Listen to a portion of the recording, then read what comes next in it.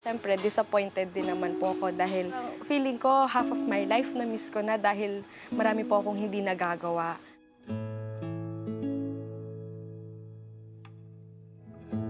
Bata pa lamang si Marian ay mahilig na siyang sumayaw. Subalit dahil sa kanyang mild scoliosis, pinagbawalan na siyang gawin ito alang-alang sa kanyang kondisyon. Pag sumusumpong na po siya, nahirapan na po ako makatayo din. Hirap na po ako maglakad ng straight po yung body, tapos nakaslouch ka na, tapos kumikirot na po nun.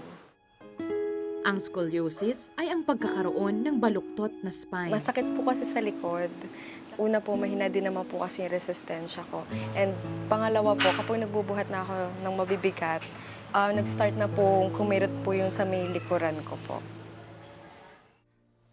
Bigo rin siyang magampanan ang kanyang tungkulin bilang panganay sa tatlong magkakapatid. Nahiya din naman po ako sa mga magulang ko, imbis po na nakakabawas na rin ako sa mga gastusin po namin sa bahay. Sana po nakaka-save na lang for our tuition fees po. Umiinom man ng calcium vitamins si Marian bilang maintenance, batid niyang hindi ito ang sagot sa kanyang karamdaman. Down din po kasi meron din akong friend na sumasayaw din po, na meron din siyang scoliosis, mas malala pa po sa akin. Sabi ko, kung ito, Lord, mas malala na, paano pa yung sa akin? Yun po yung mga thoughts na nagbabattle po sa mind ko.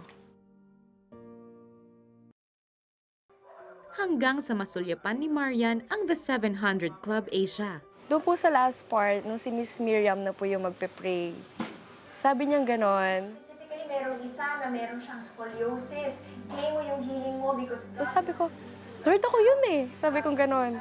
Habang nananalangin po, ay nilagay ko po yung buong pagtitiwala ko sa Panginoon, yung buong pananampalataya ko po. Hanggang sa may nararamdaman na po ako nun sa may likuran ko na hindi ko mawari kung ano. Kalaunan, nagpasuri muli si Marian. Base sa kanyang pinakahuling medical record, negatibo siya sa scoliosis. Yung natutunan ko po, si Lord, hindi lang po tinitingnan niya, pinapakinggan niya po yung mga malalaki o maliliit na panalangin eh. Bukod po sa panalangin, ang makakapagpagalaw po talaga sa Kanya is yung faith po natin. At wala po siyang pinipiling tao na papagalingin niya. Every week po, sumasayaw na po kami dito sa church while praising po God.